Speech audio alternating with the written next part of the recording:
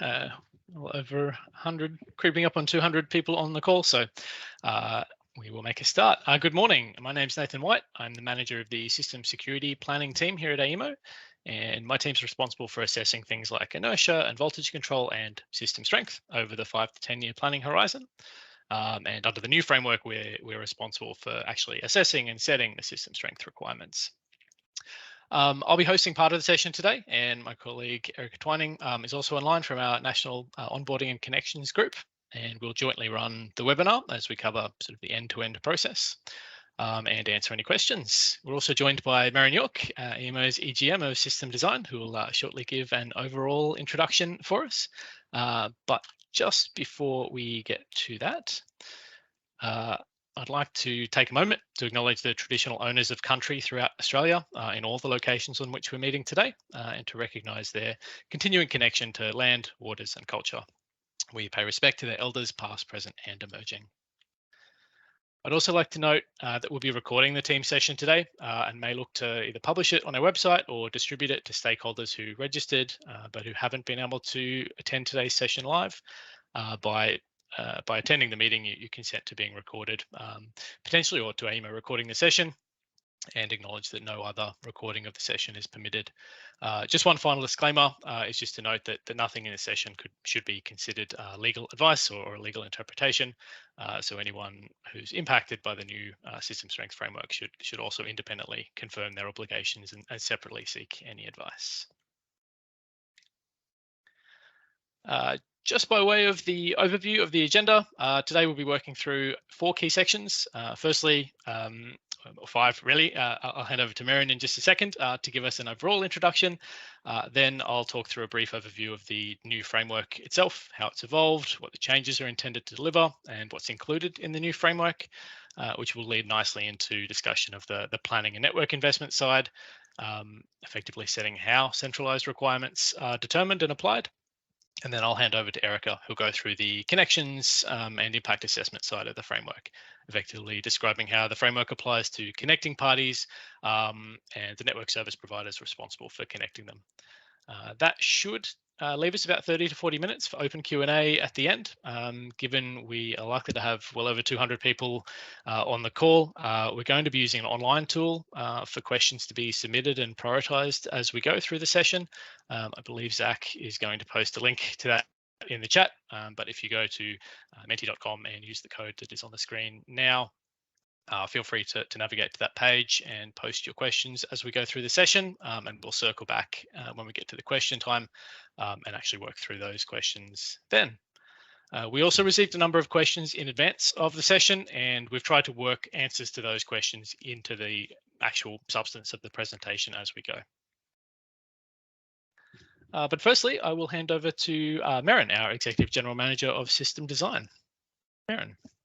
Thanks, Nathan, and hello to everyone. For those that don't know me, I am the EGM of System Design. So this implementation of the System Strength Framework has come very much under the purview of my team, and we really do understand the importance of this new System Strength Framework and trying to make sure that it's implemented well and that people, industry participants, developers, OEMs, everyone, TNSPs, DNSPs, can understand how this new framework is intended to work and what elements they need to do to make sure that it works as effectively as it can.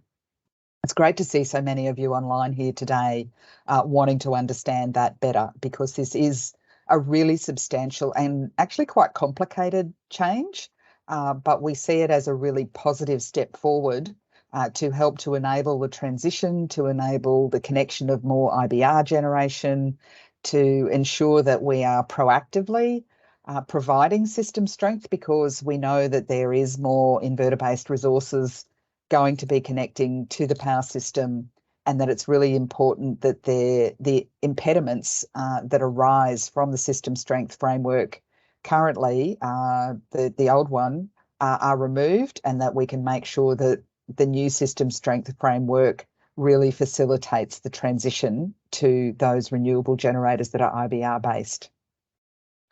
But that said, we do recognise how complicated this is, and there is uncertainty that results from any change. And this is a substantial change. So there's elements in the planning framework about how it will be proactively provided, when it will be provided, how much it costs, all that kind of stuff. There's also changes to the connection process, and that, of course, creates uncertainty for investors and developers. People need to learn new things and how those changes will be incorporated into the connection process. And all of that will contribute to uncertainty.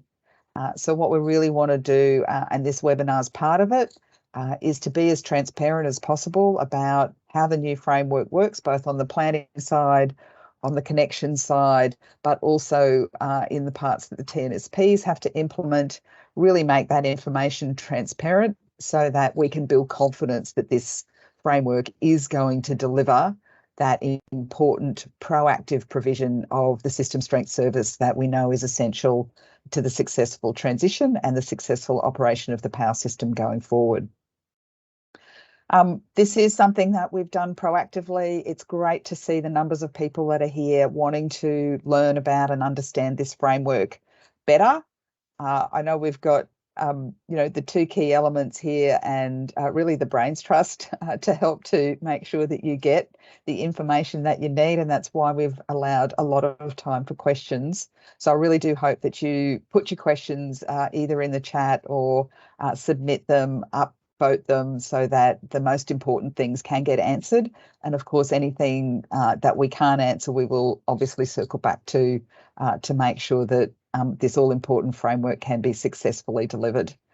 So with that, I'll hand back to Nathan and Erica to take you through the material, and I really look forward to working with you all to make sure that we can get this all-important framework in place and really humming to make connection transition all the more easier going forward. Thank you, everyone. Thank you very much, Merryn. We will jump in now. So without further ado, starting at the very beginning, a very quick refresher on what system strength actually is. So system strength is effectively defined as the ability of the power system to maintain and control its voltage waveform both during steady state operation and following a disturbance. That's a bit of an amorphous concept because it's defined by a result, the stable waveform, rather than by an easily measurable quantity like many other system requirements are. And part of the reason for that is that system strength is actually driven by a collection of interacting electrical characteristics that together determine the stiffness or the stability of the voltage waveform and how plants influence that or respond to that. So we often approximate system strength by the amount of electrical current available during a network fault, or the fault current. However, the actual concept is a little more complex under the hood. And so in addition to kind of that fault current approximation, the new framework also goes some way towards describing exactly what a stable voltage waveform looks like under the hood. And that's in terms of things like resistance to change in voltage magnitude, voltage phase angle, limits on distortion and oscillation, a number of those types of factors. So at a very high level, you can think of it as that fault current, but under the hood, there is so more complexity about how we actually define system strength in terms of its voltage waveform characteristics. Historically, we've received or we've been provided system strength by fossil fueled synchronous type generation based in very strongly connected parts of the network. But as that generation fleet changes and penetration of inverter-based resources or IBR increases in more remote parts of the network, it becomes increasingly difficult to accommodate further IBR investment while maintaining power system stability. And we started to see those challenges emerging in some locations back around sort of the 2016, 2017 period, which prompted the AEMC to introduce an initial do no harm system strength framework that really aimed to address those emerging issues by requiring connection applicants to remediate system strength impacts introduced by their own plant.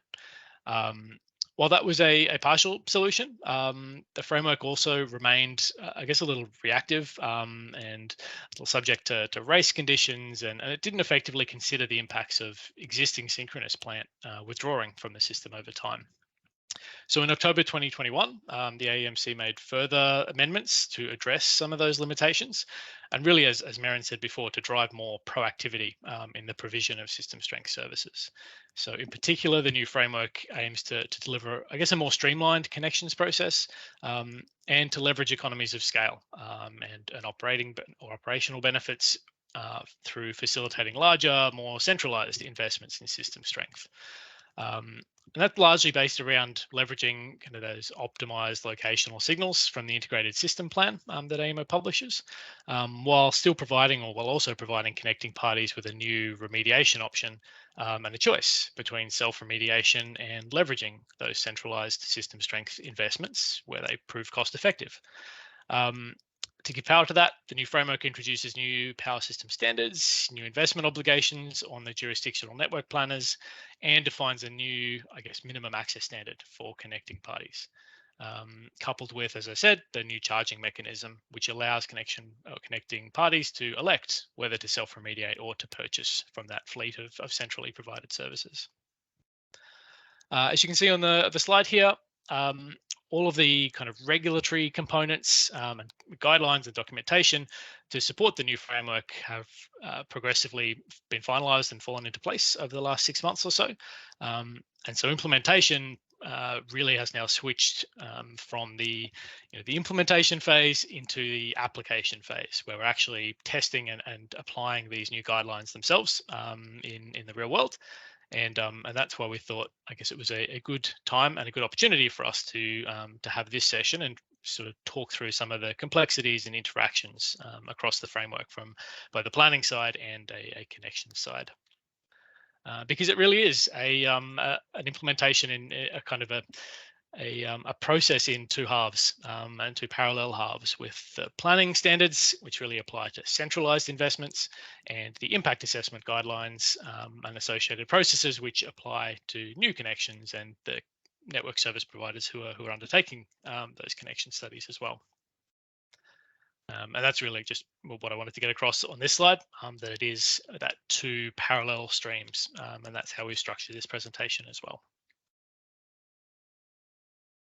So diving into the planning side of the framework,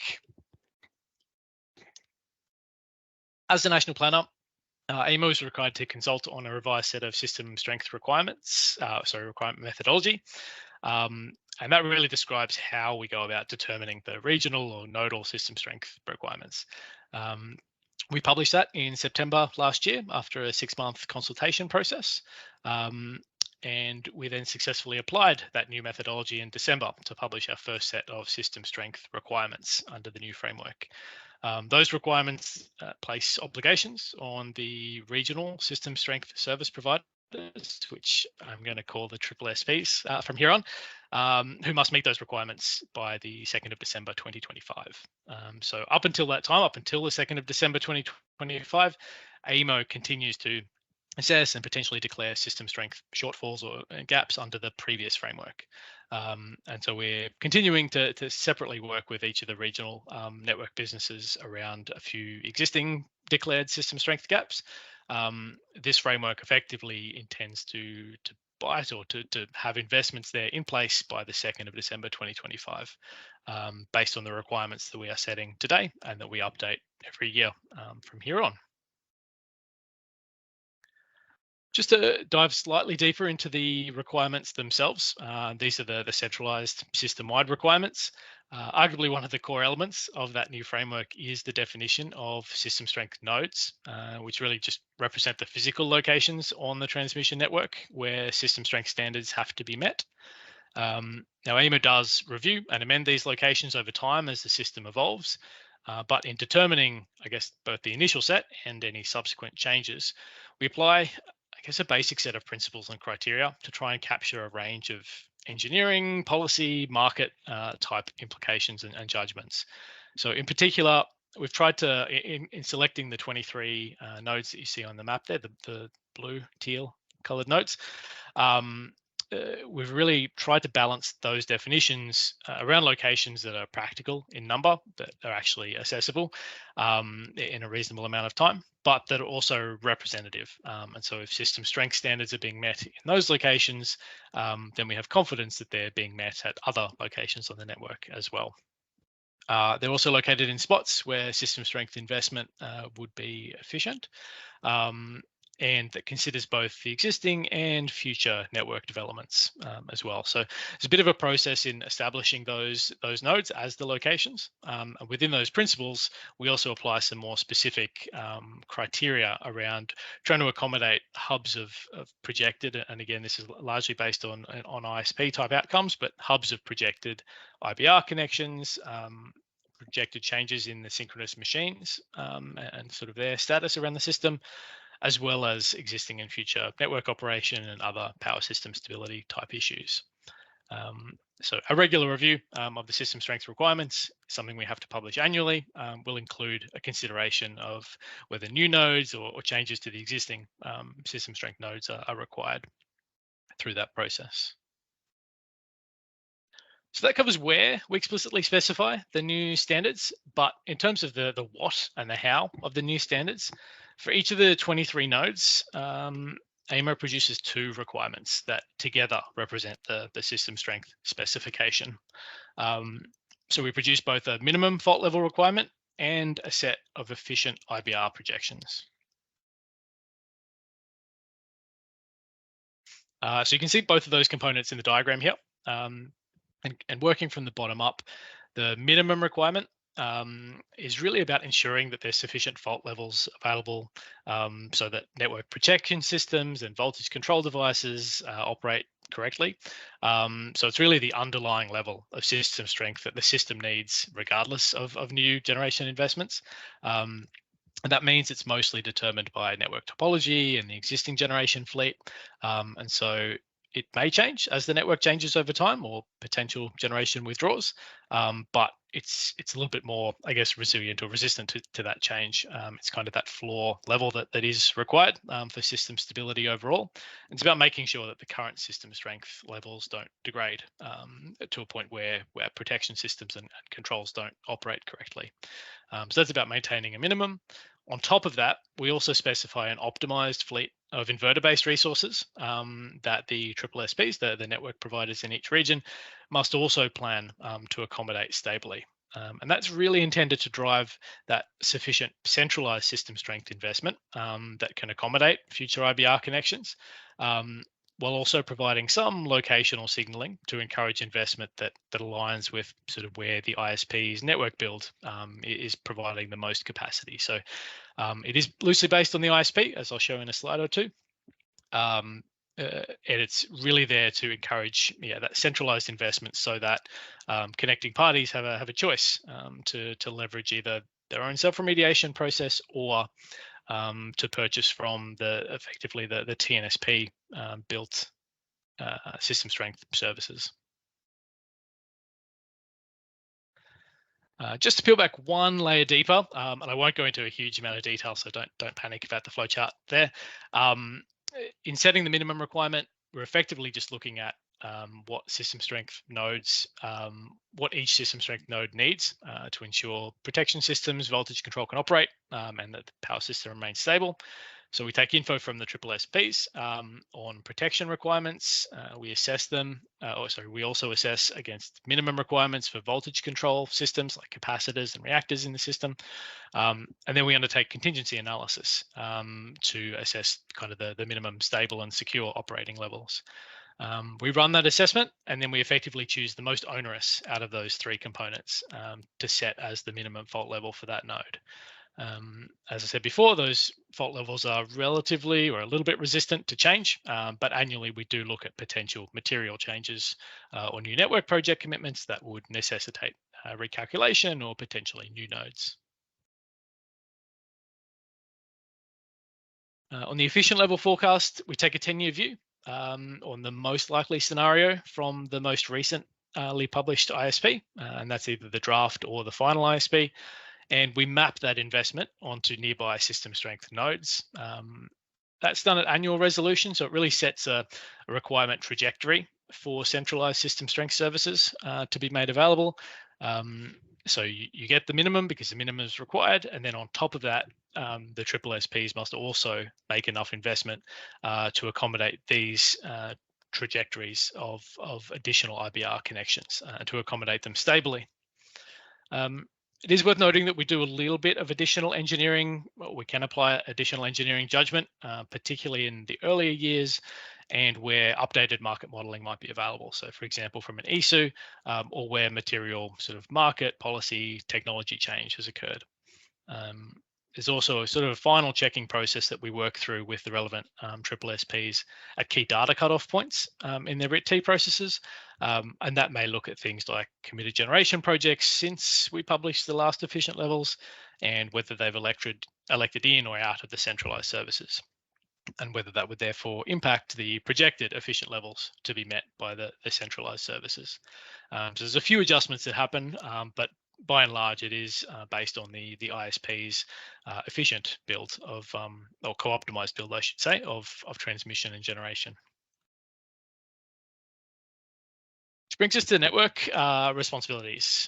With AEMO having set the locations and publishing the minimum and IBR levels, the framework then places obligations on system strength service providers themselves in each region to deliver against those requirements. These SSSPs in the NEM are Powerlink, Transgrid, Electronet, TasNetworks, and AEMO for Victoria. And each of those SSSPs has sole responsibility in their respective regions for procuring the services to meet system strength requirements from the 2nd of December 2025 onwards. Those investments still have to be justified through a reliability corrective action RIT-T, which really ensures that they're being met at the lowest cost. And given, I guess, that date is only sort of 2.5, 3 years away, the SSSPs are already commencing those regulatory activities. So 2 RIT-Ts are underway for both New South Wales and Queensland, and RIT-Ts in the other regions are expected to start over the coming couple of months.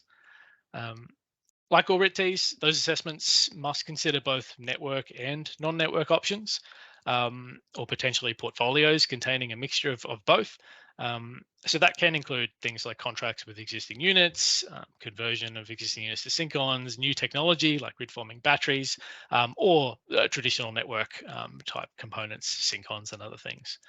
We're still quite early in the process, but I guess the necessary specifications for those types of non-network services may differ from region or from location to location, but also from, I guess, depending on whether that technology is being used to meet the minimum fault level requirement or to meet an efficient level requirement, which is more about the voltage waveform stability of neighboring plant. So potentially the specifications might change, but there's not really anything that eliminates particular new technologies from being considered. It just has to be considered based on its impact against those standards. And last slide from me. Under the new framework, connecting parties have an additional option, as I said before, to potentially leverage that centralized investment towards meeting their own system strength obligations. And Erica will get into a bit more detail around that sort of connection assessment process. But to facilitate that choice and that potential charging mechanism for accessing the centralized services, the SSSPs have to forecast the costs associated with meeting their system strength obligations and then convert that into a unit price that then applies at each of the nodes. The methodology used there is subject to AER approval, and prices are then locked in for the SSSP's regulatory control period of 5 years. As new system strength technologies emerge over time, grid forming capabilities and other things, that may put downward pressure on those unit prices. But at each reset, every sort of 5 years when those numbers are reset, the SSSP must use the lesser of their forecast and actual system strength costs. So they have to choose the lesser of those two when calculating the new unit price. Each SSSP has published this year their first set on the 15th of March. And you can see on the map on the screen that prices do differ around the system and from node to node. Those differences are largely driven by local network conditions coupled with kind of the expected quantity of services required at those locations and the resulting, I guess, hosting capacity at those locations from the investment that's made there. So the calculations consider the sharing of support between nodes and so get unitized over the total quantity of IBR supported. Together, those factors come together to basically mean that prices may be higher at nodes where the network restricts sharing or where sharing isn't a huge option, or where the resulting hosting capacity from system strength investment is lower. So for example, locations that need a lot of investment to deliver only a smaller change in hosting capacity will look higher per unit. Likewise, locations where investment doesn't share so effectively with the neighboring nodes will also appear higher in cost, just because of the way those calculations factor in that sharing. And of course, there's also commercial factors that sort of overlay this because it is a pricing methodology. So things like potential loss costs from running the solutions, which might link to regional spot prices and other things. So there's kind of a whole layer of commercial factors that sit over the top as well. But I think what that really means is that the relative benefits of following a centralized remediation versus a self-remediation approach really are highly dependent on the needs of each site, its location, its design, its stability, etc. And so, each connecting party should, I guess, really consider the full costs and the implications for their particular projects in making that choice. So I might hand over now to Erica to talk us through the connection side and the system strength impact assessment side of the framework. Thanks, Erica. Thanks, Nathan. So as Nathan has said, I'm going to talk to you about the impact on the system strength impact assessment guidelines of the changes to the system strength framework. Obviously, it's the second stream of impact around this framework, and again, it's quite a significant change. The key changes to the framework that impact connections are around the introduction of the concept of general system strength impact, which includes adverse impact, which we should be all familiar with from the Do No Harm framework, but it introduces the concept of the reduction in available fault level at the connection point. So this is really about trying to proactively increase the fault level that is coming about from the increased levels of IBR, which are offsetting traditional synchronous generation. Now, the generator is required to remediate for the general system strength impact, and they can do this by choosing to self-remediate, and that's to provide a solution behind the meter, which addresses both the adverse impact and the reduction in AFL. They can pay the NSP to remediate through system strength connection works, which may be at a remote location or a change to the network impedances, or they can elect to pay the system strength charge, which Nathan has already introduced. The other key changes are the introduction of the minimum access standard for the withstand SCR for all connecting IBR, requiring a minimum access standard of 3 going forward. And that's defined under the Schedule 5.2 access standards for generation and loads under 52515. And I don't have the equivalent clause in 5.3 off the top of my head. And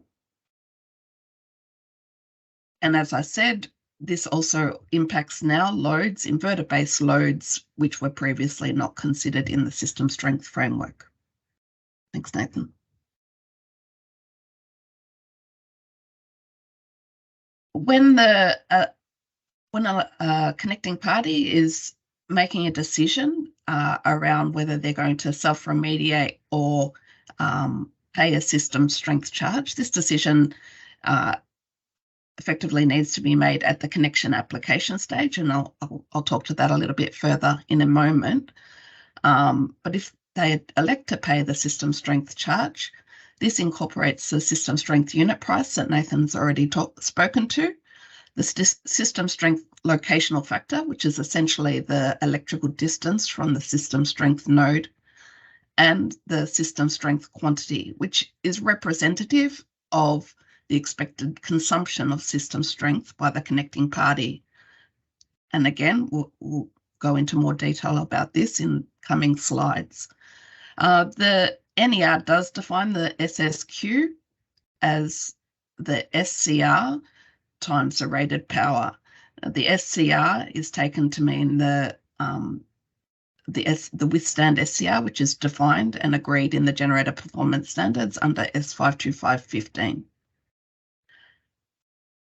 In self-remediation, we look at the concept of the delta AFL. In this case, where we've introduced a stability coefficient, and the reason for doing this is if we just consider the SCR withstand, which is obtained based on the system strength impact assessment guidelines by doing studies with a SMIB model, we don't really represent the true system strength quantity required for a connection, because it doesn't consider the nonlinearities within the network and other network limitations such as voltage stability and the thermal limitations. So what we found is that we are overstating. If we don't incorporate a system strength stability coefficient, we tend to overstate the amount of system strength required for that connection, and that does not result in an efficient outcome. You will end up with parties over remediating, which obviously comes at a cost. Of course, the amount of system strength required to facilitate a connection is going to vary from location to location, and it's not a straightforward calculation. You'd need to do a lot of studies to understand what that coefficient really is at any given point. That's not the intention of a preliminary assessment. So what we've done is used a single value, which can be applied to all connections, and we've set this at 1.2.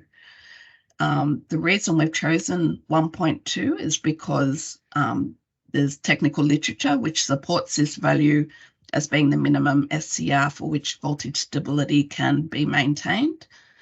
And it also corresponds to approximately the lowest SCR withstand capability for grid forming inverters. So what it means, if we adjust the withstand SCR by the stability coefficient, it reduces the amount of fault level that needs to be remediated. If the generator or the load has an SCR withstand equal to or below 1.2, effectively there is no reduction in AFL, so no remediation is required for the delta AFL. Of course, you would still need to prove that there was no adverse impact of that connection. What has become apparent as we worked through the development of the system strength impact assessment guidelines was that by introducing the stability coefficient in terms of the delta AFL calculation, it sets a difference between the SSQ, which is used to determine the system strength charges, and the delta AFL, which is used to determine the system strength remediation requirements. On a philosophical level, we think that they should be about the same, so that we're comparing apples to apples. Unfortunately, in the rules as they stand under NER 6A23 5J, this SSQ has been defined as the SCR times the rated power, where the SCR is taken to be the withstand SCR, which is agreed for the purposes of the generator performance standards, and calculated based on a SMIB model.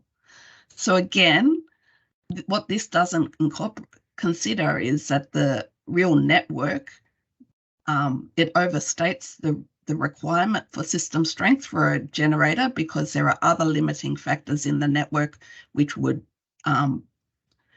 prevent additional generation from connecting at that point anyway. So if we go to the next slide. Nathan? Oh, thanks. No, sorry, the previous one. So it's based on this assessment, we believe that the SSQ should have a similar adjustment to the delta AFL using the same alpha value. In this way, we are more likely to be comparing apples with apples, and we are more likely to achieve the intended outcome of the rule change, which is efficient system strength provision. Thanks, Nathan. So in recognition of this discrepancy, AEMO has published an additional guidance piece alongside the SSIAG, and that was published on the 11th of May. We've been having ongoing discussions with the AER and the AEMC on the matter, and we around the compliance and how they view compliance with this interpretation or under this alternative methodology for determining the SSQ. And regardless of the outcome of those conversations, we think it's important to clear this up in the rules, and we intend to progress a rule change shortly once we've come to a landing with the AER, which addresses this discrepancy and achieves the better outcome, the intended outcome of the system strength rule change. In parallel, just to avoid confusion within the SSIAG, we went through a minor consultation to change the formula for the delta AFL to remove the term of the SSQ. So essentially the formula is still the same, but we've just removed that reference to SSQ, so there's no confusion when we are suggesting that SSQ should be adjusted. Thanks, Nathan. We'll just work through a couple of simple examples here just to show how we would calculate at the preliminary assessment phase the remediation required for example, a 150 megawatt wind farm. In this case, the SSLF has been calculated to be 1.1 and the withstand SCR is 2.5. So you can see if we apply the formula as per the rules, the system strength charge would end up being around 400 times the system strength unit price. But if we modify this and adjust it for the real network conditions, then this is reduced to only 195 MVA. And that obviously has a big impact on what the generator needs to pay for their connection if they elect to choose the system strength charge. Alternatively, if they're looking at self-remediation, the delta AFL that they need to remediate for is again 195 MVA. Now, how you would go about choosing a solution for this, what you would need to do is demonstrate through the methodology in the SSIAG that the generating system, which includes the remediation, has a withstand SCR of 1.2 or lower to demonstrate that that remediation has been achieved. In another example, you might have a hybrid system of a 50 megawatt solar farm and a 200 MVA grid forming BESS. In this case, the SMIB studies have shown that the overall system withstand SCR is 1.1, which is, again, less than that 1.2, and that's helped by the grid forming BESS in that case. So the delta AFL is positive, so there's no reduction in delta AFL, so you are not required to self-remediate, and there's no general system strength impact.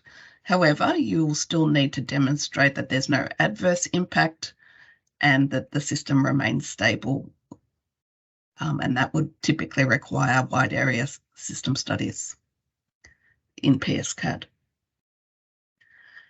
Next slide. I don't intend to go through the entire flow diagram. This is found in the SSIAG, but I did want to point out a few, make a few points that have come up in questions around the process for determining system strength impact. So the rules do require that the applicant nominate the system strength charge or the system strength remediation system at the application stage, and they state that the nomination can't be revoked. Obviously, we've received a lot of questions about this because, you know, things can change, and you know, and an applicant would like the flexibility to change their mind if an alternative solution comes up.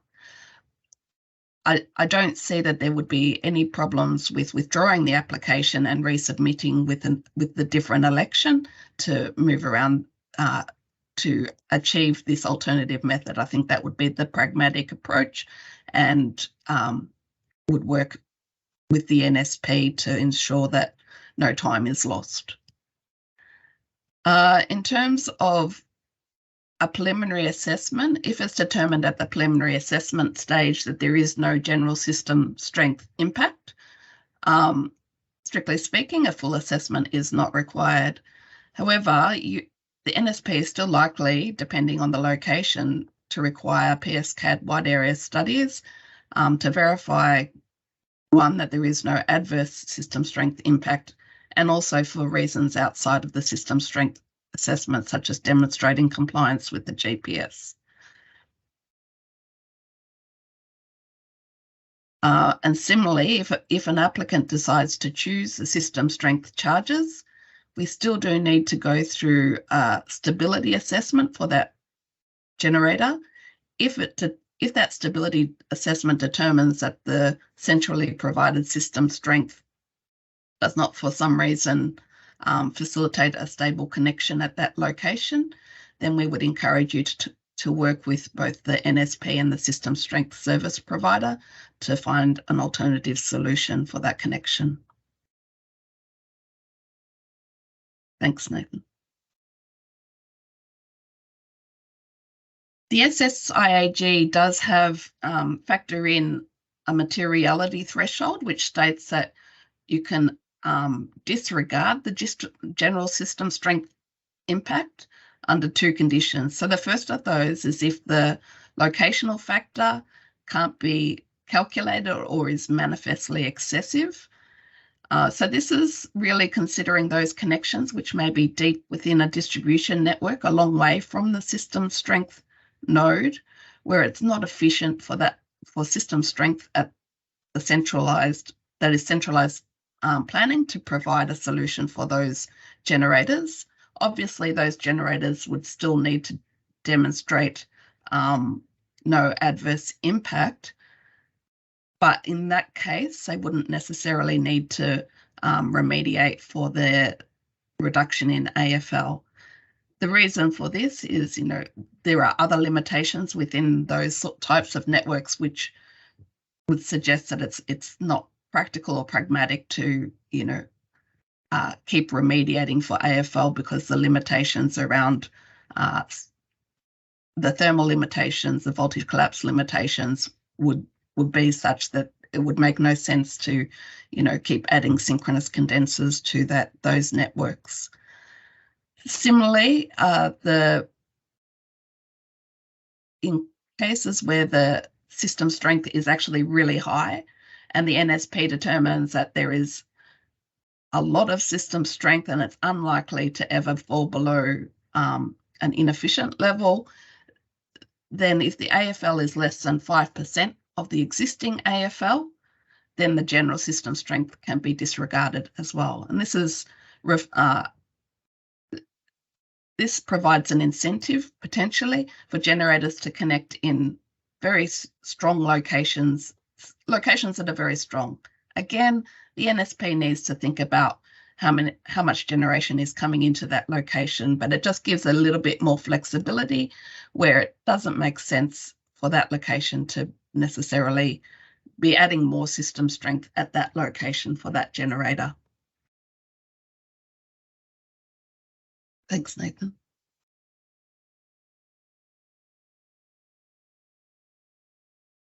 We've had a number of questions around the treatment of alterations to generating systems.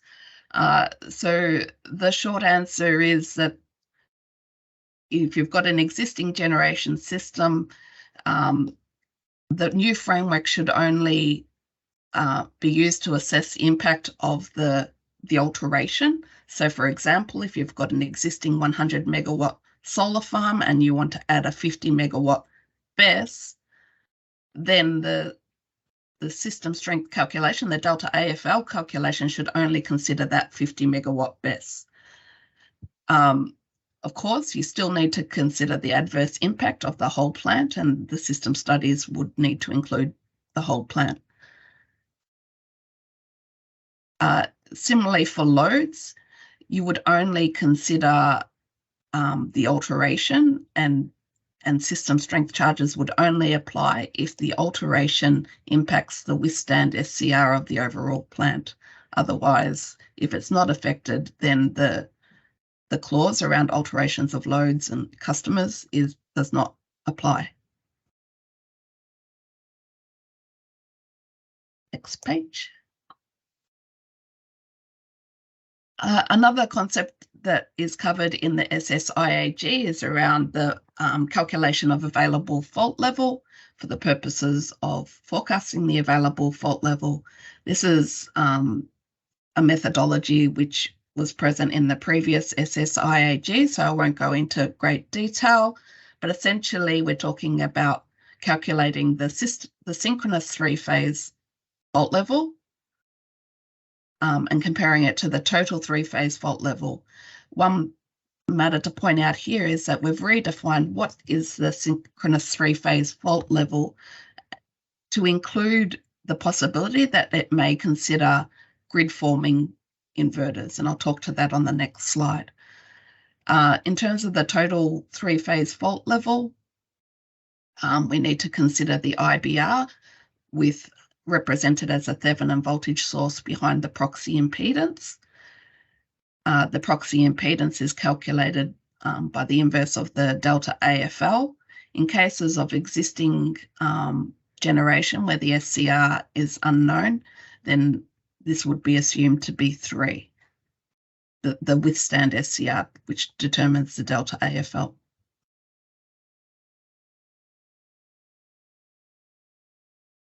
Next page. Yeah, so there's obviously been a lot of questions around the treatment of grid-forming inverters, both at a planning level and for the connections side of things.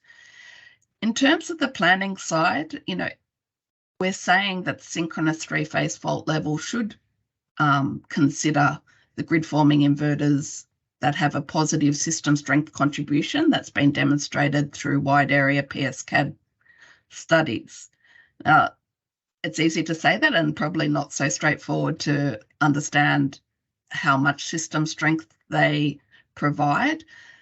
We think this is beyond the scope of the SSIAG, but we do know that there is a lot of work happening in this space with the TNSPs in their forecasting. They're looking at how to consider sister grid-forming inverters, but also in the work that's been done by the AEMO Future Energy Systems in terms of setting specifications for grid-forming inverters, and as well as the work that's being done on the performance standards for generators, review of the access standards for generators. So this is an evolving area and our understanding is growing, but we don't necessarily have all of the answers around how to consider these technologies now, but we didn't want to exclude this possibility for future as we get to know these technologies better and the way they bring system strength into the network. In terms of the connections, the grid forming inverters obviously will can be demonstrated to have a withstand SCR that's typically lower than the withstand SCR of grid following inverters, and therefore can be incorporated and recognized in that way. In terms of inverter-based load, again, this is an area that's evolving, and there's a lot of work that's being done both in the access standard, the technical requirements for connection, or the access standard review, as well as the review of the power system model guidelines in terms of how we treat these sort of inverter-based loads going forward,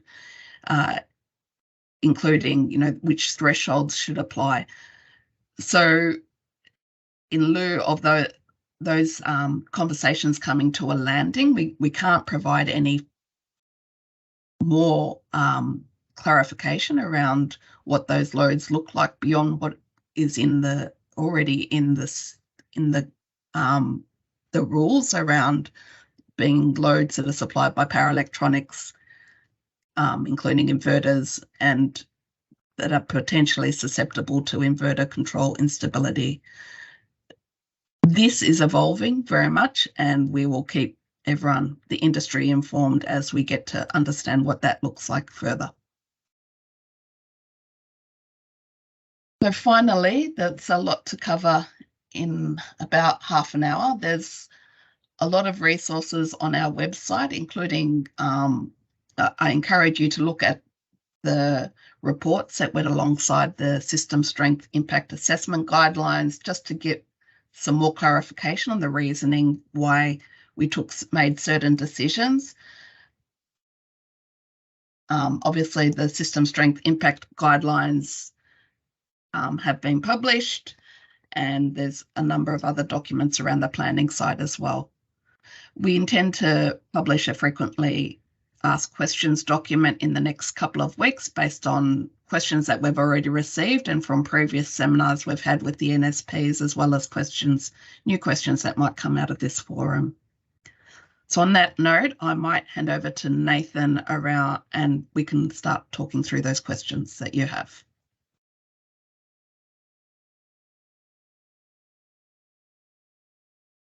Great. Excellent. Thank you, Erica. I might ask Zach if you wanted to go through the questions that we've received from Menti. Absolutely, and thanks everyone for your questions and for voting. It's made it really easy to prioritise. So the first question that we've got here is, what measures are in place to protect projects that elect to pay the system strength charge from potential where the system strength service provider has delays in procuring that system strength? I might take that one, but Erica, feel free to jump in if you have anything to add on it.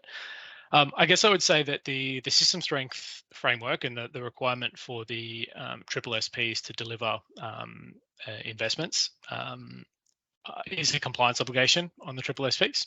So there's really no, they have a rule obligation to have those solutions in place. They must, well, I guess they're not limited to only network options, as I said before. So it doesn't have to be an asset investment. So if it looked like there were going to be delays in delivery of certain network assets, syncons or something like that, more flexible contracts with shorter lead times or shorter durations are still possible. They have a compliance need to fill those gaps and to make sure that those services are available. And so they can look at some of those other flexible options or a portfolio-based approach to try and fill in those gaps, even temporarily. And I should also just note that it is a corrective action RIT-T. So they're looking, they must meet the standard. The need is a given. They're not looking at necessarily sort of net positive market benefits. It's a system requirement, a system standard, and so they must meet it. They just must meet it at the least cost. That's what the RIT-T is testing. So it's not sort of subject to change and optimal timing. They have an obligation to deliver by the timing set in the standard. And I think just in terms of an impact, if it were the case that a SSSP wasn't able to deliver or something changed and services weren't available, there's kind of that difference between the operational timeframe and the planning timeframe as well. So potentially from an operational perspective, it may look similarly to the way it would look if a connecting party were self-remediating and there was a delay in delivery of some of those self-remediation assets or schemes. So there may be a reduced I guess a capacity reduction or a constraint applied under certain system conditions during that window. So it's kind of those two things. So the SSSPs have a planning obligation. They must deliver by the date that's set. There's not kind of an optimization process going on there. They must deliver the standard. And secondly, from an operational perspective, if something were to happen where the standard wasn't met, operationally, there may still be kind of a subset of periods where the unit would experience constraints until the standard was met. But Erica, I'm not sure if you had anything to add on that question. Yeah, not particularly, except to say that, obviously system security and stability is paramount. So we would need to find a way to connect the generator that is stable, and that may require some negotiation between all of the parties and how we're going to get that done if there's delays in meeting those system standards. Perfect. So the next question is, what work has AEMO done to confirm that the reduction of available fault levels will be the SCR withstand of 1.2? What is the risk that this remediation requirement will be increased through the full impact assessment? Can you just repeat that first bit again? That's okay. What work has AEMO done to confirm that the reduction in available fault levels will be the SCR withstand of 1.2, minus 1.2, as in the stability coefficient?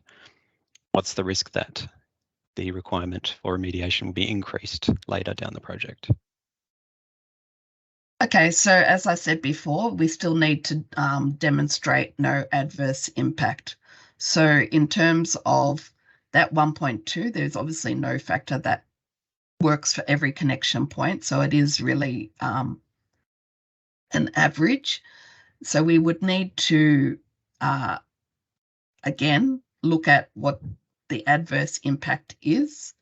And if there is an adverse impact, we'd need to remediate that. But what we're saying is if that withstand SCR is less than 1.2, you don't also need to remediate for the delta AFL.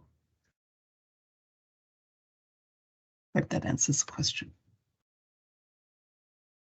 Thanks, Erica. So the next one is, what is the methodology used to estimate costs of remediation? These seem too high.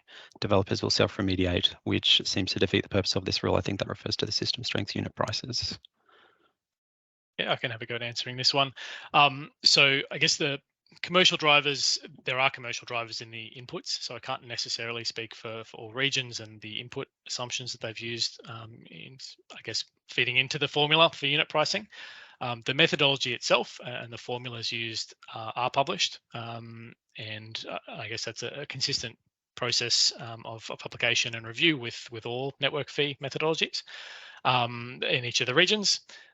My understanding is that the process is effectively studies to determine the required investment to meet the demand, or I guess the equivalent investment that would be required optimally to kind of locate system strength at the nodes or nearby to the nodes in such a way that you minimize the total investment required and while meeting the standards. Having done that and understanding the, I guess, sharing of allowing the process to build syncons, for example, at a node may lift the hosting capacity of that node and neighboring nodes to some extent. So you work out the total impact of that investment at a particular node and divide it by, or take the total impact in terms of hosting capacity increase or in MVA, and then divide it by the cost of delivering that MVA at a particular node. And my understanding is that the initial set has been largely based, and I can mostly speak for Victoria rather than all the regions, since AEMO sets those prices, but is that it is largely based on Syncon type solutions and costs at this stage. So I think our first set were largely based on that type of solution, and our experience in contracting and procuring that type of device. And also the data sets in the ISP for that. So that was a solution. You work out roughly the optimal mix of where you would build them to minimize total investment while meeting the standards, both the minimum fault level and the efficient level. And then you divide for each node by effectively the cost of building that much system strength Syncons, for example, in that location to give you a unit price. Now, I guess what I would say is that the first set of system strength unit prices are probably based on existing technologies like Syncons, but that there is, I guess, over time, a ratcheting effect almost where at each reset, at each 5-yearly reset, the SSSPs must use the lower of their actual and forecast costs. So as new technologies come in and prove themselves, or as TNSPs get experience with how much it is actually costing to deliver those services towards the end of the 5-year period, that they need to choose the lower of those two in setting the price for the following 5 years.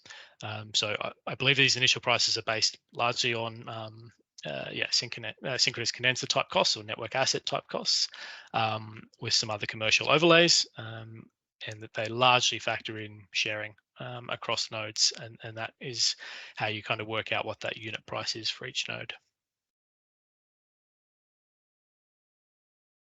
Excellent. So the next question. Sorry, I would just say too, I think the other part of that question was around the choice of connecting parties to pursue self-remediation instead of centralized remediation. And I think part of the framework is intended to offer that choice, and that there is also I guess an annual process where we calculate the efficient levels and potentially reduce them to make sure there's not double counting. If participants, or if some participants are choosing to self-remediate instead of central remediation because it's more economically efficient for them and their situation, then the efficient levels are, I guess, adjusted or changed to make sure we're not double investing on both sides. Thanks, Nathan. So the next question is the AEMO alpha factor, the stability coefficient of 1.2 seems to be at inverter terminals. Did AEMO consider the balance of plant when selecting such a low factor? Yeah, so again, we need to recognise that this is, one factor when there's a multiple conditions across the network, a multiple of balance of plant. That was the factor the value we came up with based on extensive assessment of different scenarios. And for simplicity, it needs to apply at the connection point. Excellent. The next one is, will proponents be able to secure system strength remediation through bilateral agreements? For example, can a wind farm secure remediation through a nearby grid-forming BESS at a separate connection point? I can answer that one. So at the moment, the SSIAG does not contemplate that scenario. The system strength remediation scheme has been defined to be behind the connection point of the connecting generator or load. We are looking at whether that could be expanded to incorporate an alternative nearby connection, but this will need some consideration going forward and will happen in future versions of the SSIAG.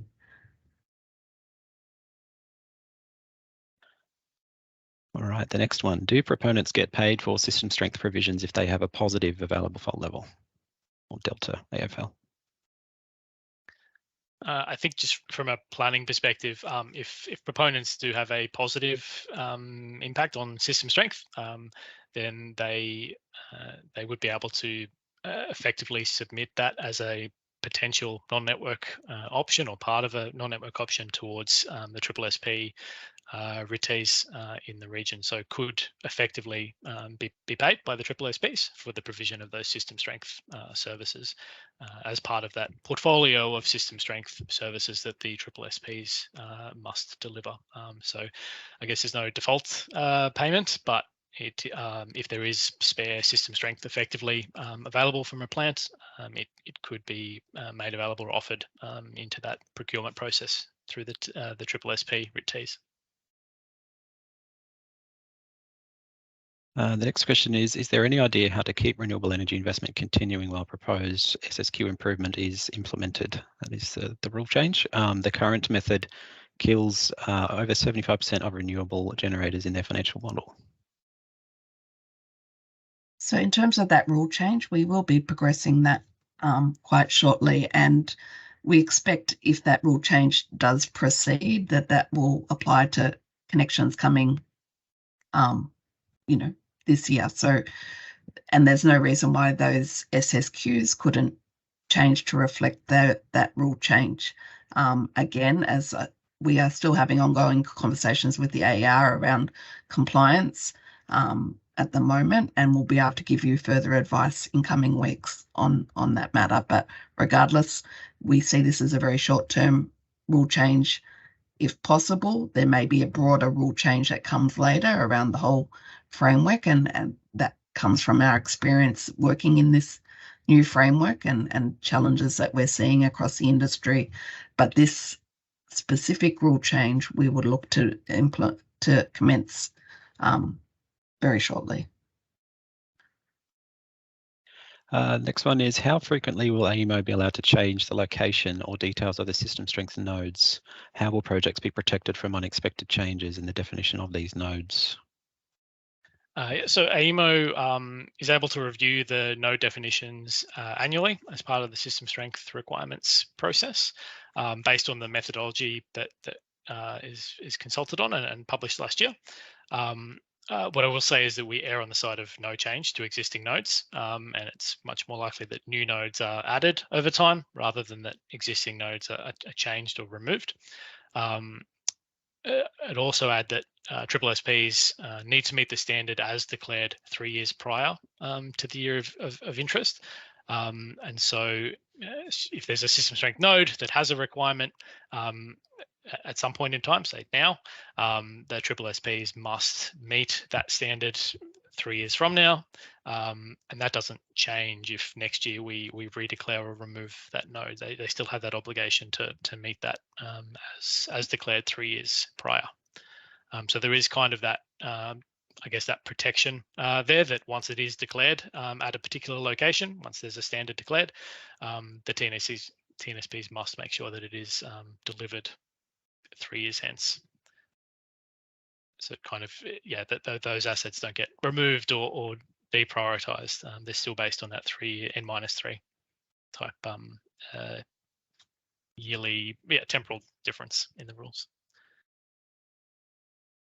Excellent. The next question is for hybrid solar plus BESS, for example, plants. Could you please clarify whether we would use the maximum demand or the maximum generation at the point of connection in SCR withstand tests when the BESS is operating as a load? Yes, so it's my understanding, and I know we've covered this in the FAQ document, that it's the active power at the connection point, so the maximum transfer at the connection point.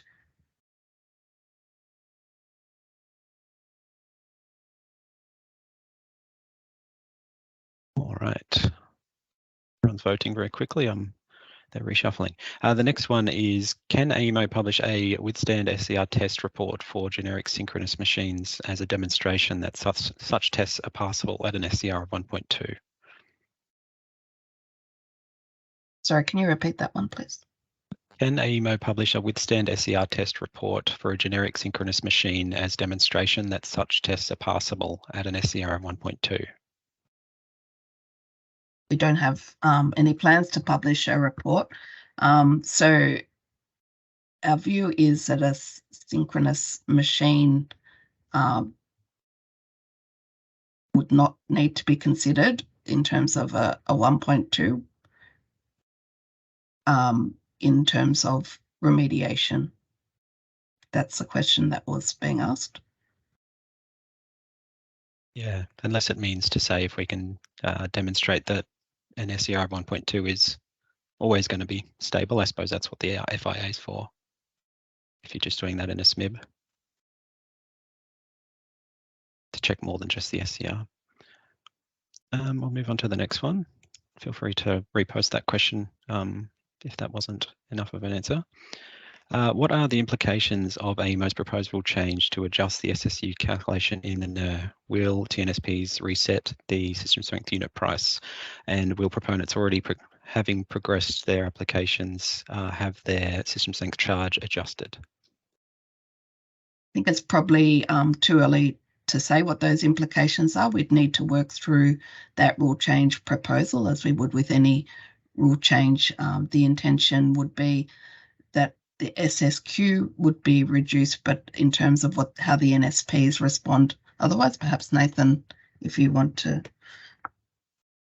Yeah, I can say I agree that it is probably too early to be definitive on how that will work and be processed. And I also know that well, potentially some of the triple SPs or some of the unit prices are resistant to the change in SSQ, so they don't necessarily change as a result of it. But I can't say for certain exactly how each of the triple SPs have calculated their SSUPs and whether they're all immune to that change in the same way. It really depends a little bit on how they've assessed the need or the optimal solution required to meet their requirements, and whether that factors in an SSQ or an AFL or some other methodology to actually work out the required units, I guess, or the denominator numerator for the unit pricing calculation. So my understanding is that some certainly some are immune from the SSQ change in the rules, but it's too early to say definitively what the process would be in regions where there is an impact. All right, the next question is, why does Southeast Queensland have such a high nodal charge?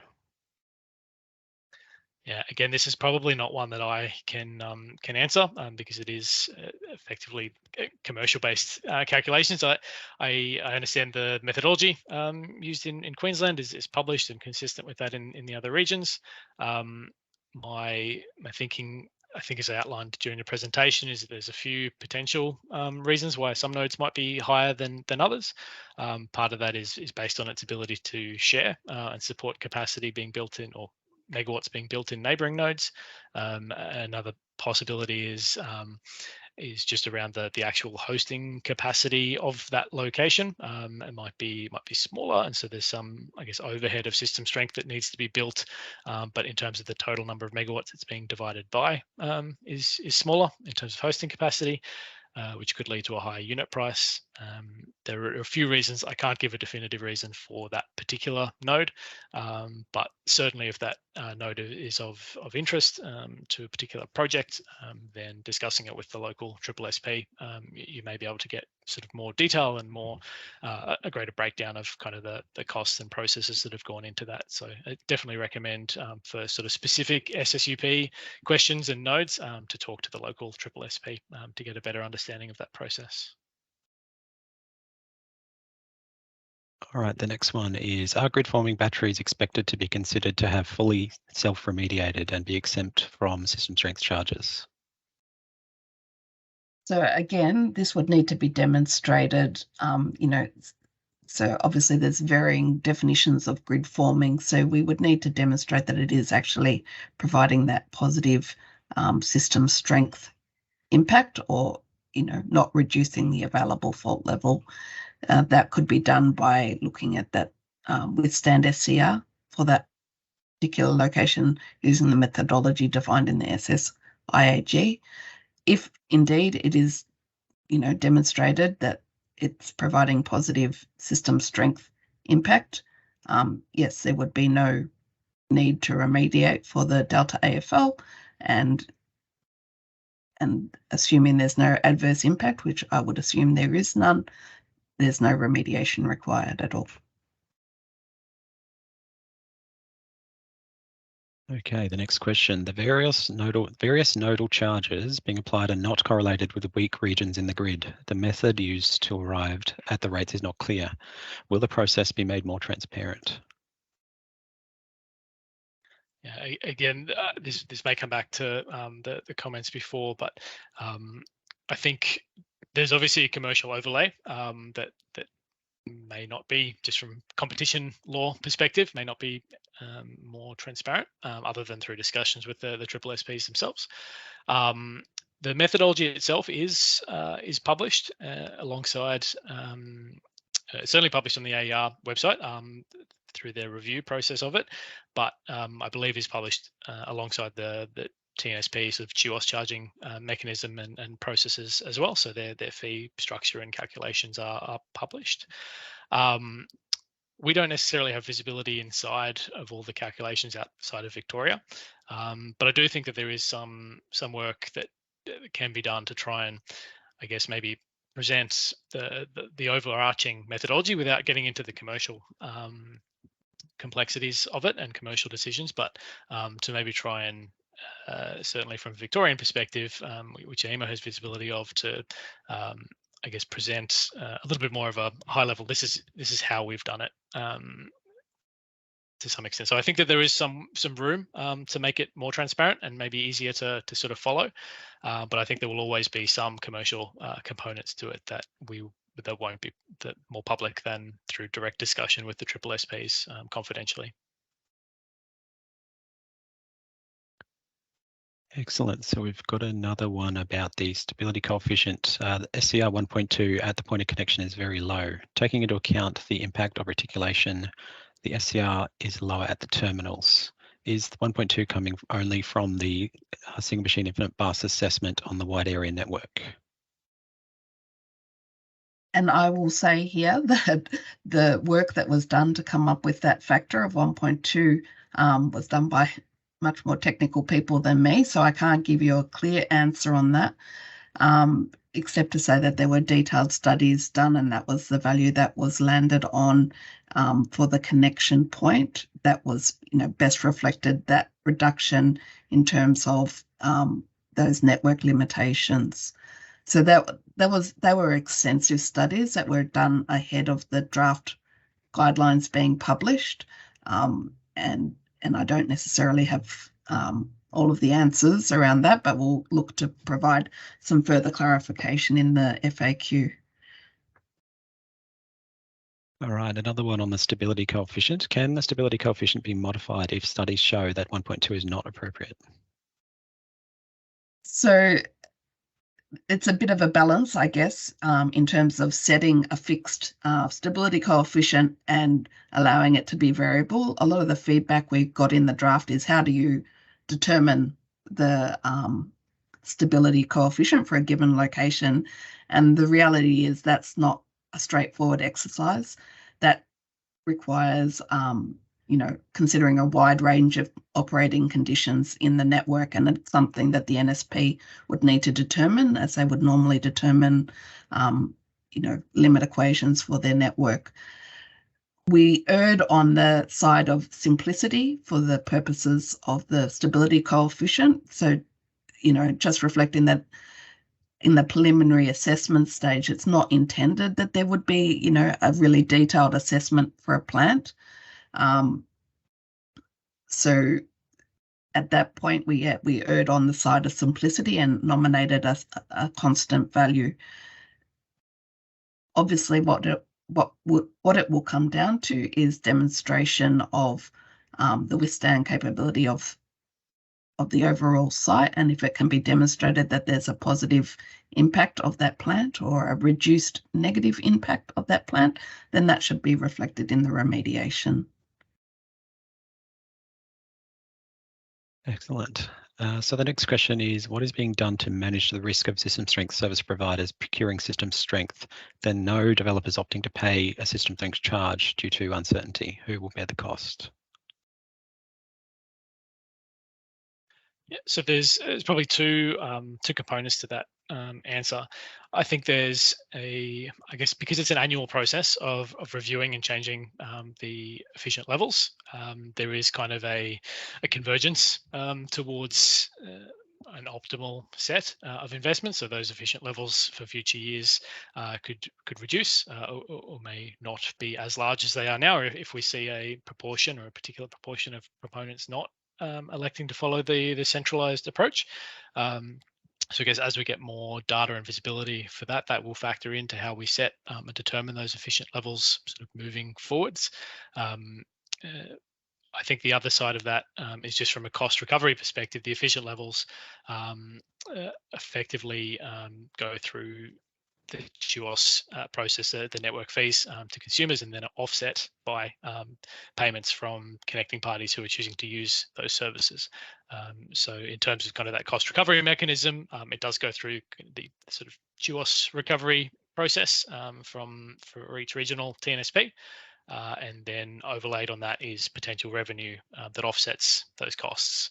So there is sort of those two components in terms of where the money comes from initially, if there aren't initially enough proponents who are looking to buy from the central services, plus that kind of convergence over time to make sure that we don't overinvest long term in services that aren't being used. All right, the next one. Usually an OEM gives SCR stable operation at the inverter terminals. However, the SCR withstand is calculated at the point of connection. It seems the alpha factor did not reflect to the POC. Similar question around the reticulation. Yeah.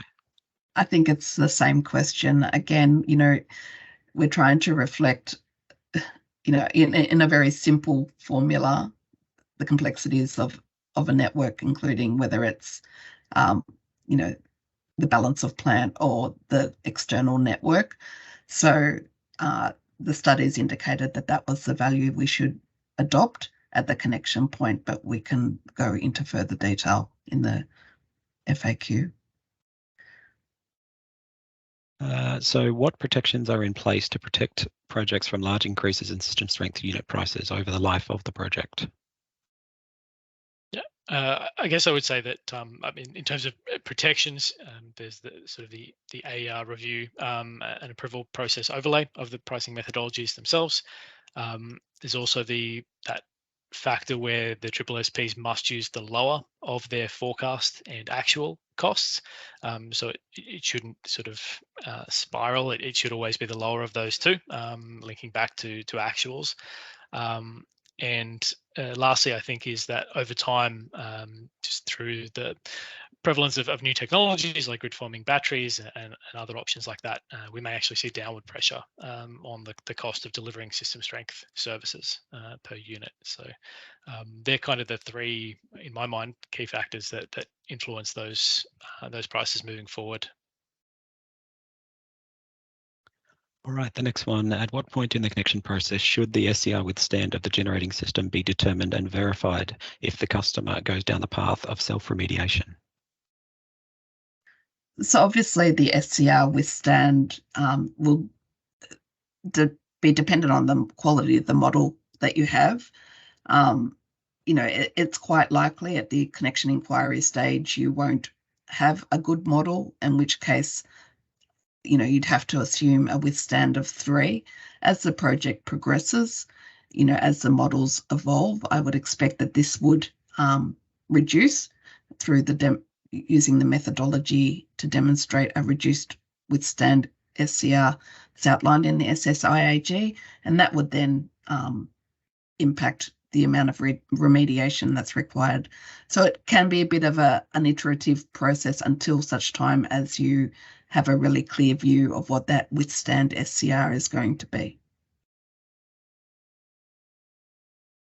So the 5-year lock-in period is very long. I assume the system strength unit prices. The technology will change in this period. How will the nodal charges be revised to take account of changes? Yeah, so my understanding is that the nodal prices are only indexed at the moment, so they do adjust year on year based on indexation, but that they aren't subject to other changes in terms of their inputs. They are linked to the revenue sort of reset process, which for each region, which is out of step with each other, so they won't all update on the same date. I think in future periods. I think just when these decisions were made around the duration for that lock-in period during the rule change process itself, I think what the AEMC was trying to, I guess, get the balance of, and I think the submissions that they received were trying to get the balance of that certainty so that you don't have the prices changing all the time, to kind of give you that certainty of pricing, while also building in some possibility for adaptability and potentially price reductions over time as new technologies and actual costs become clear. So I think that was sort of the balance that the AEMC were trying to get in the rule change and in deciding that 5-year lock-in period. The next question is, can a party self-remediate with a SYNCON that lowers their withstand SCR below 1.2 rather than using it to offset their Delta AFL requirement?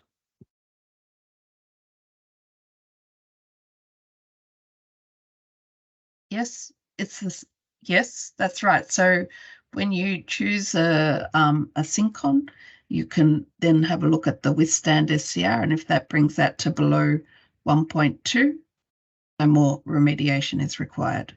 I think that's the question, but please feel free to shout out if I've missed the point. The next one is the system strength unit prices have been calculated using the fault level supplied by new hosted inverter-based resources over the next 10 years, but only from wind and solar. Should grid forming batteries or grid forming in general, I assume, be included in the 10 years, as this will lower system strength unit prices? Yeah, so I probably can't comment on the impact on unit prices specifically, but certainly from a grid forming perspective in the calculation of the requirements and in, I guess, the ISP's projections, that is something that we're actively looking at, how to better capture and reflect grid forming technology in those studies. At the moment, you're right, the efficient levels are for IBR, non-grid forming, grid following IBR, capacities, which is what the NSPs are being asked to meet. The efficient levels would be reduced if some of those new plants aren't, some of the new plant that are built that are forecast in the ISP are assumed to be grid forming and therefore not to be supplied by, or not necessary for the TNSPs to build additional system strength services in order to support them. Those efficient levels would reduce. And so that is something that we are actively looking at through the system strength process in terms of improving our methodology for future years, calculation of efficient levels, and in the ISP process itself. So the next question is, why has system strength been conflated with impact on fault level when the technical reality is more complex? I think that both are parts of the process, which is why we have the minimum level, which is expressed as a fault level and a fault level requirement, and also the efficient level, which is expressed as that more complex voltage waveform stability type component. So I think they are all part of the system strength story, or both sides of that are part of the system strength story and requirement. And so it's not necessarily that they're being conflated. It's that there are multiple perspectives or multiple things that we are trying to deliver through system strength requirements that together form the system strength needs of the system. And so they are reflected in those two components of the standard that are kind of overlap, but are not completely separate. So yeah, I would say that I don't believe that they've been conflated together. I believe that, yeah, we have multiple standards that are trying to express system strength from both perspectives to make sure that enough investment is there so that both aspects of system strength are addressed. Excellent. Well, we've hit 12 o'clock, which is the end of this session. Would you like to do a wrap up, Nathan? Yeah, sure. Thank you for that, and thank you for those questions. They've been really good and challenging in some cases. I would just like to thank everyone for their time today, and sorry for running slightly over time. We will look to package up and share the presentation, the slide pack, we will also look at the questions that we haven't gotten to today, and the full set of questions, and look to either incorporate them into our FAQ document that Erica mentioned before that we're publishing, or respond to them in some other form outside of this session. But we will go through those and make sure that we respond to those questions. And thank you very much, Erica and Merrin, also for contributing to the presentation. Have a great afternoon, everyone. Thanks, everyone. Thanks all.